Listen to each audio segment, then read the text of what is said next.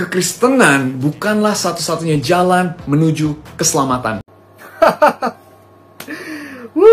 Aduh, kalau saya malu bro, gitu ya. Dia ngomong tapi nggak punya dasar Alkitab sama sekali. Nggak. Saya berbicara pakai dasar Alkitab. Dia berbicara pakai dasar pengalamannya. Terserah kalian mau percaya siapa. No!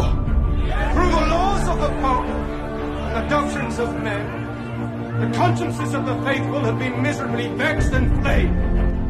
Will you recant or will you not?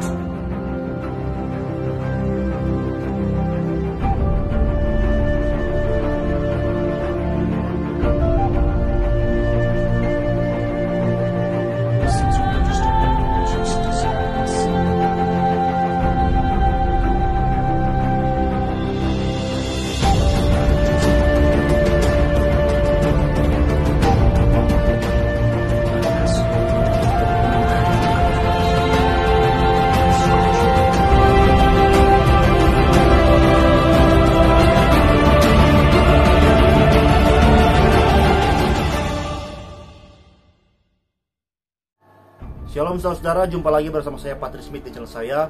Saudara-saudara, jadi kemarin si pendeta Brian Siawarta ya, dia sudah membuat video klarifikasi.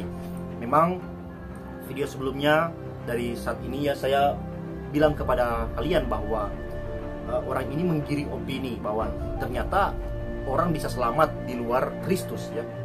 Dan dia menegaskan dalam sebuah komentar bahwa dia percaya Yesus adalah juru selamat meskipun bukan agama Kristen ya, terkesan begitu. Jadi orang bisa selamat sekalipun tidak di dalam gereja. Yang penting percaya Yesus. Nah saudara, ini ada sebuah video juga ya yang dia tegaskan. Mari kita nonton videonya dan saya akan menanggapi video klarifikasinya ini. Mari kita bersama-sama menontonnya.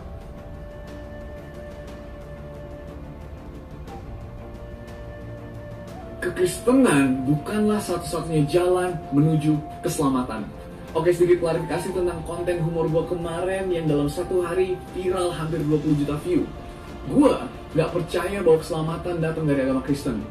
Gue percaya bahwa satu-satunya jalan menuju keselamatan ada untuk mereka yang percaya kepada Tuhan Yesus Kristus dan mengenalnya, apapun agamanya. Gue punya beberapa teman yang datang dari agama seberang dan dalam perjalanan iman mereka mengenal, mempercayai, dan mengikuti Tuhan Yesus Kristus. Apakah satu hari kalau mereka nanti mati, mereka tidak bisa masuk surga hanya karena KTP-nya berkata bahwa mereka agama apapun, bahkan ateis?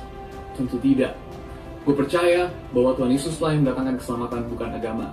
Dan lu boleh percaya apa yang lu percaya, yang penting lu tahu kenapa lu percaya. Dan lu boleh percaya apa yang lu percaya, yang penting lu tahu kenapa lu percaya apa yang lu percaya. Ini kan Indonesia, ingat ya, salam toleransi. Dan untuk teman-teman yang lagi puasa, semangat terus puasanya. Ingat, Tuhan sayang lu, maju terus, semangat baru.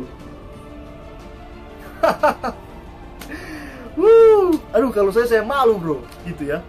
Dia ngomong tapi nggak punya dasar Alkitab sama sekali. Nggak, dia cuma ngomong berdasarkan pengalamannya aja. Ya ini bahayanya, ini bahaya orang-orang yang mau menjadikan pengalaman pribadinya sebagai standar kebenaran. Lu siapa? Nabi bukan, Rasul bukan. Bahaya sekali ya saudara. Ketika Yesus berkata apa yang dia sampaikan bukan dari dirinya, bukan pengalamannya, tapi dari Bapa, saudara.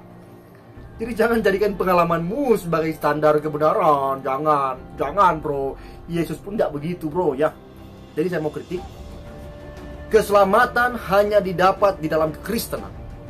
Karena kekristenan pertama didirikan oleh Kristus. Itu berdiri dari orang-orang yang percaya kepada Kristus dan disebut sebagai Kristen karena mereka pengikut Kristus dan berani mengambil keputusan untuk masuk ke dalam kekristenan lewat media baptisan. Kita baca amanat agung ya, bahwa menjadi Kristen bukan hanya sekedar percaya, tapi harus menjadi murid. Amanat agung, mari kita baca dalam Matius 28 ayatnya yang ke 19. Karena itu pergilah, jadikanlah semua bangsa muridku dan baptislah mereka dalam nama Bapa dan Anak dan Roh Kudus. Ini di sini katakan bagaimana? Percaya atau jadi murid. Karena itu pergilah, jadikanlah semua bangsa percaya padaku atau muridku. Murid kan? Dan apa? Sampai di sana habis? Tidak. Dan baptislah mereka. baptis ini tidak usah kau pakai pikiranmu. Teksnya udah benar ini. Baptisnya baptis, menerima sakramen baptisan dan masuk ke dalam persekutuan dengan Allah Bapa, Anak dan Roh Kudus. Menjadi sebuah persekutuan. Dan ketika mereka menjadi persekutuan, mereka juga apa ayat 20? Dan ajarlah mereka. Mereka diajar melakukan segala sesuatu yang telah kuperintahkan kepadamu. Jadi orang-orang Kristen ini, mereka menerima Yesus sebagai Tuhan Juru Selamat. Mereka menjadi murid yang artinya mau terus belajar tentang Kristus, tentang segala ajarannya dalam persekutuan yang sudah diterima lewat baptisan tadi. Dan mereka akan terus belajar dan diajar tentang segala yang Yesus perintahkan. Sekarang saya tanya, di agama Islam, apakah belajar tentang Yesus? Tidak. Apakah ketika orang-orang Islam berceramah, mereka mengajar tentang Yesus, tentang kitab suci, sebagai satu-satunya inspirasi Roh Kudus tentang kebenarannya? Tidak, mereka pakai kitab suci mereka, bukan pakai Alkitab. Jadi jangan kau tipu-tipu orang Kristen. Jangan, ya.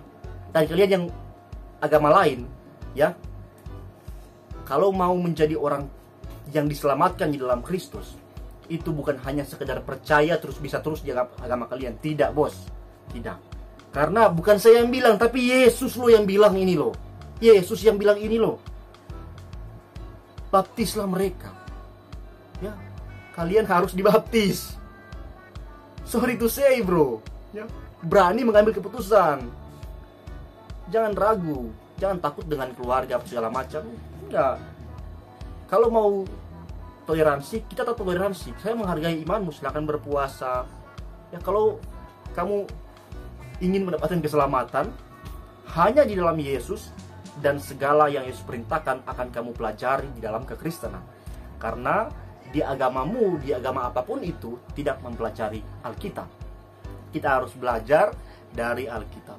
Karena kita mengetahui bahwa segala penyataan Allah telah dinyatakan di dalam Alkitab. Dan kita akan mengerti perintah Yesus yang sama seperti dia sampaikan di dalam Matius 28 ini.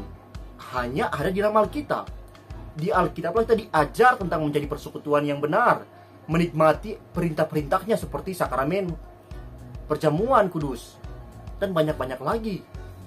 Tentang ajaran kekristenan yang dibagikan lewat Alkitab. Dan hanya di Kristen yang akan kita pelajari itu. Kamu gak bisa menipu Tuhan. Oh Tuhan, saya percaya kok sama kamu, tapi saya masih ateis ya, saya masih ini. Nggak bisa begitu. Kekristenan nggak bakalan seperti itu, nggak bakalan kekristenan. Ya, jangan. Nggak bisa begitu ya. Kamu jangan mengajarkan paham universalism di sini atau pluralism, jangan. Kekristenan adalah kekristenan, bukan universalism atau bukan pluralism.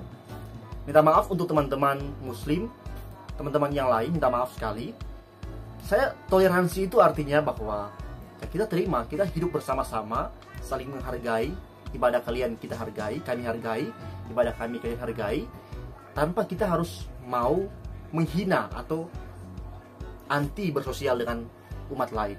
Ya, itu toleransi. Ya. Jadi toleransi bukan mau mengatakan oh kalian selamat. Selamat, enggak. Toleransi enggak menyelamatkan orang. Enggak, toleransi enggak membuat orang itu bisa diselamatin dalam prinsip agamanya masing-masing, tidak. Itu beda, itu paham yang lain, itu prinsip yang lain, itu doktrin yang lain. Toleransi itu adalah kita sekalipun kita yakin bahwa agama kita yang mengajarkan tentang kebenaran, bahwa agama kita lah yang menyelamatkan, karena di dalam agama kita dibagikan prinsip-prinsip kebenaran itu. Tapi hal itu tidak membuat kita menjadi anti dengan orang lain, tidak. That's toleransi. Itulah toleransi ya, Pastor. Nah, kemudian kita harus mengerti juga bahwa sudah jelas di sini gereja harus membaptis, harus bersekutu ya. Karena berbicara mengenai Bapa, Anak dan Roh Kudus dibaptis dalam nama itu berarti juga masuk dalam persekutuan dengan Allah Tritunggal dan menikmati segala berkatnya di dalam persekutuan, menikmati segala apa yang dilimpahkannya bagi umat di dalam persekutuan. Nah, mari kita baca dalam tulisan Yohanes Calvin ya, di halaman 209, buku ini Institutio, Pengajaran Agama Kristen ya, oleh Yohanes Calvin. Dia bilang begini dalam halaman 229, di luar gereja ibu kita tidak ada keselamatan. Begini pernyataannya.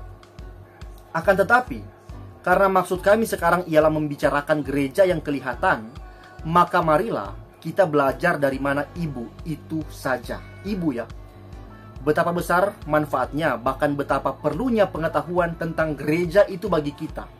Sebab bagi kita, tidak ada jalan masuk ke dalam kehidupan kalau kita tidak dikandung di dalam rahimnya, dilahirkan olehnya, disusui olehnya, dan akhirnya dilindungi dan dibimbingnya, ya, sampai kita menanggalkan daging yang mesti mati ini dan menjadi sama dengan malaikat. Lagi pula di luar pengakuannya tidak dapat diharapkan pengampunan dosa atau keselamatan. Jadi saudara-saudara, sudah jelas ya bahwa ternyata Kristen adalah satu-satunya tempat di mana Yesus Kristus sumber keselamatan membagikan segala karyanya dalam umatnya, dan melaluinya kita menikmati keselamatan itu. Kita melihat saudara, kita tidak bisa menipu iman. Tidak bisa. Oh, saya mau percaya Yesus tapi saya mau tetap di agama saya. Gak bisa. Gak bisa begitu. Lu harus tegas. Ikut saya atau enggak, kan? Kan pernah kasusnya kan? Yesus, aku mau ikut kamu tapi ya aku mau menguburkan ayahku dulu. Apa Yesus bilang? Biarkan orang mati menguburkan orang mati, saudara. Artinya kalau mau ikut Yesus harus tegas dong, ya kan? Jangan kompromi-kompromi dengan agama. Kalau mau menjadi Kristen harus dibaptis. Kalau mau menerima keselamatan di dalam Kristus, harus masuk ke dalam tradisi yang telah dia bagikan sebagai tradisi suci di dalam gereja. Sakramen baptisan, sakramen perjamuan kudus, ya. Dan terus menikmati dia dalam firman-Nya yang terus dibacakan di dalam setiap hari Minggu di gereja atau di ibadah-ibadah gereja. Jadi ya, kamu mau pakai teks apa? Mau pakai orang yang di sebelah kiri Yesus yang hendak mati percaya pada Yesus? Dengar bro ya, orang itu, dia mendapatkan kasih karunia dari Yesus. Karena di saat yang sangat genting, dia pertama-tama mengakui dirinya berdosa dan mengakui Yesus sebagai Raja. Dan dia waktu itu saudara, orang yang di sebelah Yesus ini, yang mengaku ini, dia memohon kepada Yesus. Dan dia tidak punya waktu lagi untuk hidup. Dan saya percaya itu adalah pekerjaan Allah Bapa yang telah menggerakkan hatinya. Dan dia tidak pernah sebelumnya berpikir, oh nanti kalau saya disalib baru saya akan mengaku dosa. Tidak. Tidak, orang itu mendapat kasih karunia dari Kristus. Dan kamu tidak bisa begitu. Artinya, oh nanti saya mati baru saya akan. Tidak, orang ini berjumpa face to face dengan Yesus loh. Ya. Dan bisa punya kemungkinan bahwa dia adalah orang yang waktu itu memang sungguh-sungguh menerima Kristus dan punya kerinduan untuk bisa ada dalam Kristus selama-lamanya. Jadi kita lihat saudara ya, bahwa kalau Anda punya keinginan untuk selamat, maka Anda perlu untuk mengambil keputusan masuk ke dalam persekutuan dengan Allah Bapa, Anak, dan Roh Kudus yang hanya didapat di dalam gereja, dalam kekristenan. Jadi saya berbicara pakai dasar Alkitab. Dia berbicara pakai dasar pengalamannya. Terserah kalian mau percaya siapa. Saya Patris undur diri. And until next time, God bless you.